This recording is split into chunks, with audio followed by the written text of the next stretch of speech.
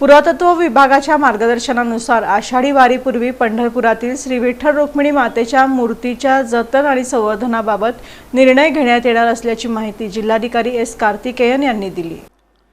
श्री विठ्ठल रुक्मिणी मातेच्या मूर्तीचं जतन आणि संवर्धन करण्यासाठी मंदिरात तज्ज्ञ व्यक्तींमार्फत निरीक्षण करण्यात आलं। आषाढी यात्रेपूर्वी मूर्तीचं दीर्घकालीन जतन आणि संवर्धन करण्यासाठी भारतीय पुरातत्व सर्वेक्षण, राज्य पुरातत्व विभाग तसंच मूर्ती संवर्धन क्षेत्रातील तज्ज्ञांच्या मार्गदर्शनाखाली आवश्यक सल्लामसलत करून निर्णय घेण्यात येणार असल्याची माहिती जिल्हाधिकारी एस कार्तिकेयन यांनी दिली। बैठकीला मंदिर समितीचे सहअध्यक्ष गहिनीनाथ महाराज औसेकर, मंदिर समिती सदस्य, सल्लागार परिषद सदस्य, स्थानिक महाराज मंडळी, भारतीय पुरातत्व सर्वेक्षण आणि राज्य पुरातत्व विभागाचे अधिकारी, मूर्ती संवर्धन तज्ज्ञ तसंच पत्रकार प्रतिनिधी उपस्थित होते। जिल्हाधिकारी कार्तिकेयन यांनी सांगितले की भारतातील एकमेव असं मंदिर आहे जिथं भाविकांना पददर्शन घेता येतं। मूर्ती दीर्घकाळ टिकावी यासाठी तिचं जतन आणि संवर्धन करणं अत्यावश्यक आहे। वज्रलेप करण्याबाबत तज्ज्ञांनी आपली मते मांडली असून कोणती पद्धत वापरायची याबाबत पुरातत्व विभागाचा सल्ला घेऊन 2 ते 3 दिवसात निर्णय घेण्यात येईल।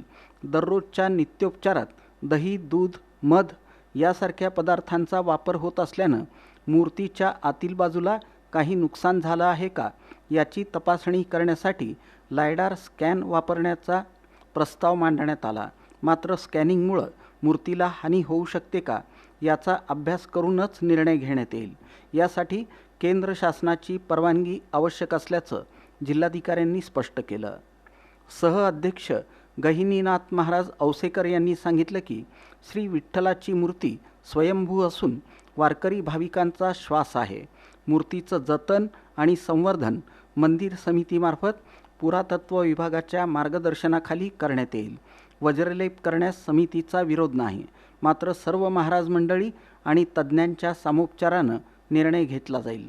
कार्यकारी अधिकारी राजेंद्र शेळके यांनी सांगितलं की मूर्ती जतन आणि संवर्धनाच्या अनुषंगानं आवश्यक उपाययोजना करण्यासाठी भारतीय पुरातत्व सर्वेक्षण, छत्रपती संभाजीनगर तसंच राज्य पुरातत्व विभागाच्या तज्ज्ञांच्या मार्गदर्शनाखाली सल्लामसलत करून कार्यवाहीबाबत निर्णय घेण्यात येईल। बैठकीत पद्मश्री पुरस्कारानं सन्मानित तज्ज्ञ एस सुब्रमण्यम, भारतीय पुरातत्व सर्वेक्षण छत्रपती संभाजीनगरचे उपाधीक्षक डॉक्टर विनोद कुमार, सेवानिवृत्त अधिकारी विलास मंगीराज, सहाय्यक संचालक डॉक्टर विलास वाहने, आशीर्वाद ऐरानी, विकास सावंत आणि महेशाचार्य उत्पात यांनी मूर्ती संवर्धनासंदर्भातील तांत्रिक बाबींवर मार्गदर्शन केलं।